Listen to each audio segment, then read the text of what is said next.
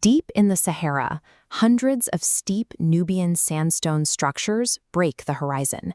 Sudan officially holds more individual ancient pyramids than the entire nation of Egypt combined. Its geography places it at the center of the region's hydrology. The White Nile and the Blue Nile physically merge here, consolidate into the primary artery that feeds Northeast Africa. Global industries rely on this specific landscape for a critical agricultural monopoly.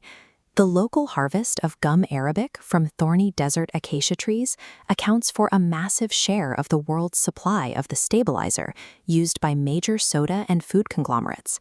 Despite its strategic control over gold repositories and critical global agricultural supplies, this geography remains a highly restricted, invisible reality to the casual outside world. Analyzing this environment requires looking straight past its ancient facade. The modern reality runs on a fractured system of extreme logistical splits and localized security grids. The traditional administrative power centers surrounding the capital of Khartoum has fractured under intense military friction. The resulting instability has turned these deep interior regions into strict no-travel zones, creating a massive operational vacuum. The logistical center of gravity has forcefully shifted to the Red Sea coast. Port Sudan now functions as the primary operational hub. This coastal belt maintains public order through a heavily armed security matrix, relying on continuous military checkpoints and rigid internal monitoring.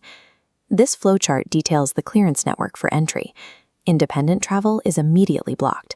Foreign passports are rerouted to administrative holding without a corporate sponsor. Clearing Port Sudan requires a letter of invitation and a yellow fever vaccination. Without both, gates remain closed. Once inside, foreign specialists operate within tight physical confines. Movement relies entirely on pre-vetted private transport loops and strict adherence to localized night curfews. Physical safety is an administrative product. It demands absolute compliance with rigid corporate security blueprints. Daily survival inside these borders is defined by a severe economic dichotomy. Holders of foreign hard currency execute massive purchasing arbitrage against a heavily inflated domestic pound. Local purchasing power is visible in the baseline economy. A massive staple meal of traditional full Medames costs roughly $2 to $5. Cross into the secure infrastructure zones required by foreign operators, and that pricing leverage instantly vanishes under hyperinflated markups. Standard functional apartments rapidly scale up to $1,100 a month for modernized, heavily guarded compound bases locked inside the diplomatic sectors.